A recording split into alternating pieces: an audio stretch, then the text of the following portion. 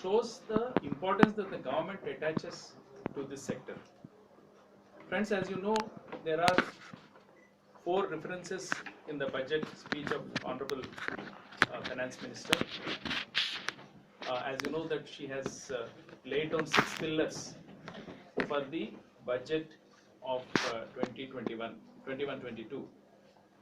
And out of these 6 pillars, pillar number 3 and 4, which is talking about inclusion and also in human resource development, there is a lot that this ministry can contribute. I will briefly go through these 4 budget paras. The first one is about the starting of Eklavaya model schools. As you know, this has been the most important flagship program of this ministry for the last few years. The budget has allowed increase of the investment per school from 20 crores to 38 crores, almost doubling the investment. And in the difficult areas, which are hilly, it has been raised to from 20 to 48 crores. So there is a more than a double investment per school. So this has been done in order to ensure that these schools would in no way be less in terms of infrastructure, in terms of facilities, or in terms of quality compared to the schools like Jawahar Navodaya Vidyalaya, which government is running. The second para is about the financial as a part of the financial inclusion. They have brought down the margin money that is required from 25% to 15% for the ST startups. So this will give an opportunity for more ST youth to come forward and under the Stand Up India program and contribute towards the economic well-being of the country and to themselves also. Then about 1,000 crores allotment has been announced for the welfare of the tea workers, especially in the Assam and West Bengal. So this is another. This will be a new scheme which will be implemented along with the Ministry of Commerce and the state governments.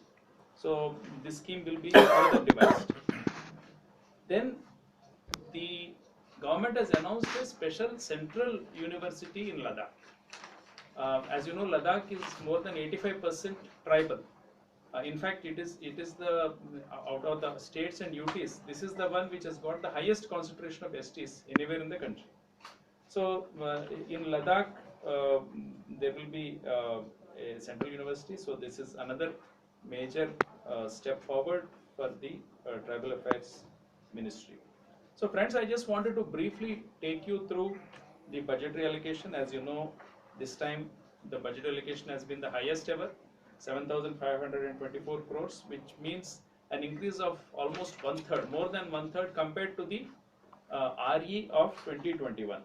Even if you compare with the B figures, there has been a very steady growth in the last 5 years. I have mentioned it in this note. So there has been a steady growth, and which is welcome. From when we talk about 2017-18, we had an investment of 5,329 crores, and that has actually now gone up to 7,524 crores, which is an increase of about 41%, which is probably one of the good increases that the government has given, and for the welfare of the tribes. I will delve in a little bit of detail about the Eklavaya model residential schools, because there is a specific para in the budget for this. So as you know that 740 schools have been announced in the budget speech of 2017-18, and we have started the process of opening these schools. 288 schools have been set up prior to 2017. After 1997, once the concept has been evolved, and then 300 schools have been sanctioned since 2017-18 onwards, and we are going to sanction another 152, taking the total number of the schools that will be sanctioned to 740. Our idea is that every tribal block which has got more than 50% population, 50% ST population, and in terms of the numbers, more than 20,000 STs must have a EMRS. We are also looking at the EMRS being extremely robust, not only infrastructurally, but also in terms of the academic outcomes are concerned. So, as you know, the nest has been set up here with the purpose of running the schools on a professional basis. Our attempt would be to keep on looking at these institutions to see how we can make it better, more robust, and academically more successful. So that will be the ministry's aim and attempt in the coming 1 year. As you know that the total number of students who would be benefited by the EMRS expansion would be about 3.5 lakh students, and as you know, these are all bright students who have been selected for this purpose, and then we assume that on completion of their 12th class they will be coming into higher educational institutions and then make their way through their successful life ahead. I also wanted to state about the budgetary allocation for the ST component plan, as we call it as allocation for welfare of STs. In this year, there has been a huge increase in the allocation made under this particular scheme. As you know, this is the allocation of funds for about 41 ministries and departments in order to take up activities for the welfare of STs. So last year, compared to last year, there has been a huge increase. We have mentioned in this note also that the total allocation has now reached 78,256. It's never before this sort of a huge increase, and we thank the Ministry of Finance for this. So because the increase is more than 50% of the STC budget of the last financial year. And if you really look at it, if you disaggregate this growth, the growth has happened in the Ministry of Rural Development, Ministry of Food and Public Distribution, of course Tribal Affairs, and then Drinking Water and Sanitation, there has been a big increase. So, and then Department of Fertilizers, Higher Education and Information Technology. So there has been, these are all the ministries which have got a lot to do with the tribal welfare. So our attempt would be to keep engaging with these ministries in order to ensure that this amount is spent in full and spent well for the welfare of the STs, and then there should be monitorable outcomes that will arise out of this investment. So this will be our engagement with these 41 ministries and departments. Apart from that, there has been number of provisions about the migrant workers and laborers. We have mentioned in this note because we have gathered a large number of people who are migrating are actually tribals. So this One Nation, One Ration card, and then the portal that migrant workers National Migration Support Portal will all help the tribals who are actually moving for better employment outside. So these are some of the things that I wanted to state before you, and I would welcome any questions, any comments, suggestions, so that we can implement these programs better than ever. Thank you. If anyone has any questions, please kindly. Sir, regarding the EMRS, the increase in sanction of money, will it have any retrospective effect as well, or will it be for future sanctions?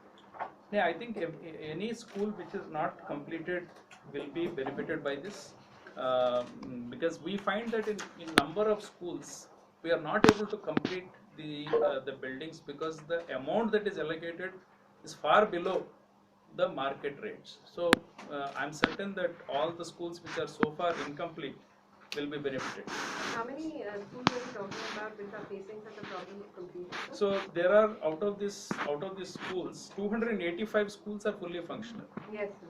So all the other schools, 740 minus 285, will all get this benefit. So the 300 sanctioned after 2017 and 18 announcement will also be benefited, right? Will sir? be benefited, definitely, yes, absolutely. So there was this, before the, I mean, there have been reviews with the Tribal Affairs Ministry where it has been pointed out during the reviews of EMRSs that many have been sanctioned in different states, even some of them dating back to the 80s, which the states never started the work due to non-availability of land. So do you also revisit those and Definitely, push definitely. them? We would certainly like to revisit, and wherever there is land is not available, we would like to see whether it can be brought to a different location. If you see, out of the 59 schools, I'm talking about the earlier sanctions, usme there are 59 schools which were not functioning. Out of that, the work is happening in about 47, and 12 are actually completed, and they will be starting functioning from the next year. But wherever there is the work would not sanction because of the land, certainly that's something which would engage our attention. Do we have the quantum of such? Yeah, this?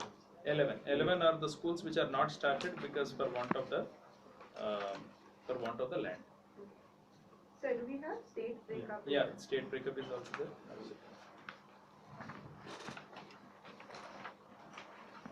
So another important thing is that the schools, like you said, they go in for the higher education after their completion, and the girls are 50%. So are the skill development, are they getting into that vocational sort of jobs? Are they going to get jobs after that?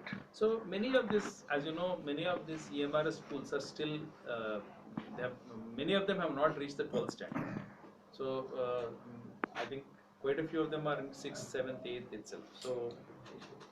So wherever, when the moment they come to the 12th class, I think certainly our focus would be on how to train them for the competitive examinations, or get into apprenticeships or ITIs, because there's a lot of employment opportunities are there. So we will look at everything. Thank you. So with the reopening of schools, do we have any number of schools which have reopened and started functioning for tribal students? Yeah. Reopened after the COVID, you mean? Sir. So you can just read out. Why don't you read out some for others? Read it. Sir, in Andhra Pradesh, 19 schools have opened, sir. Arunachal 2 have opened, Assam 1. Chhattisgarh is yet to decide on the reopening of schools. Gujarat 23rd open, but only for 10th and 12th. Himachal also state has yet to take a decision. So in Jharkhand 13 have opened, that too only for 10th and 12th. Most of these schools, they have opened in the month of January. Karnataka, all 12 have opened from 1st January. Kerala, 2 schools have opened. MP also state has yet to take a decision. Maharashtra, 5 schools have been opened, 9, 10th, 11th, 12th only. Manipur, all 3 have opened. Mizoram, 6 have been opened from 15 January. Odisha state government has not yet taken a decision. Nagaland. Odisha, 13 schools have been opened, sir. In fact, in Odisha, they organized virtual cultural and other programs also this year. Rajasthan, all 21 have 21 EMRS open. Sikkim 4, Tamil Nadu 8, Telangana 9, Tripura 5, UP 1, Uttarakhand 1. So 148. West Bengal likely to be open from 12th of February. So 148 schools have been. So this is only temporary, because this thing would be changing from compared to state, and also the severity of the pandemic. So the ones that have not opened, have they also given the reasons for not opening? This is there's nothing to do with EMRS. There's nothing to do with EMRS. The schools in the state have not opened, so therefore they have not opened. That is for the functional schools. There are 200. We are talking about 285 functional schools. Yeah, functional schools. The functional schools not opened would be primarily because the state government has not decided on not opening the schools when the pandemic is on. But I'm sure, I think we are really looking around, opening of schools across the country. Also, so online education access was a big problem all through.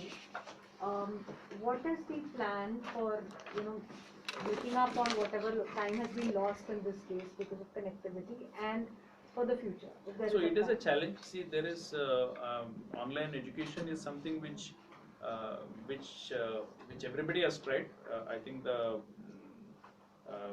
we have each state has got separate strategies they have followed. Like Andhra Pradesh has followed, Diksha groups, and then they have also started monitoring how many people are able to take benefit.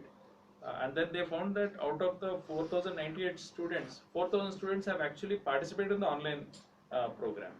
So there are apps like Step app, so that many people have used. So each state has used various strategies in order to cope up with the online education. But still, I agree with you that online education cannot replace the actual classroom education, because a lot of learning happens outside the class also, between the students. So we are really looking for the reopening of the schools, and I'm certain that it will be a challenge for us to catch up and ensure that the academic standards are maintained, and that's going to be the prime challenge for us. And we'll face it. So when physical classes are opening now, what is the attendance? How many students have actually come back? Do we have any? We don't have that sort of a student-wise data, but I'm certain that people are all desperate to come back to school. That much I can tell you. Sir, 13,000 students, sir, they regularly use Step app who had their own mobile. 38,000 students were got registered, but we have data that 13,000 students used the Step app. Okay. So it also depends, like states like Andhra and all that, where the connectivity is higher, may have happened more. Arunachal, I'm sure the rate will be somewhat less. Another thing, I mean, this university in Ladakh, of course, that must be higher, Higher education, yeah. But will the Ministry of Tribal Affairs have any kind of a role in this? See, you see, central universities are all governed by the Parliament Act. Yeah. And No, then, since you mentioned that, maybe because no, of it the is a tribal facility concept. which has been opened, which will be primarily used by the tribals. That's why we have mentioned it here. But of course, the management of it will certainly be with the ministry. And the tea workers, in that, will there be a... Tea workers, we'll have to really collaborate with the Department of Commerce, which looks at the tea estates, and then and the state governments. So this has to be something which we are treading new ground as far as that is concerned. Sir, how many students are there enrolled in EMRSS, sir? 73,390. As of 73,390. In fact, we have a dashboard.tribal.gov.in. Right. There you can get school-wise data also, sir. So finally, when we complete the expansion as laid down, more than 3.15 lakh students would be benefited.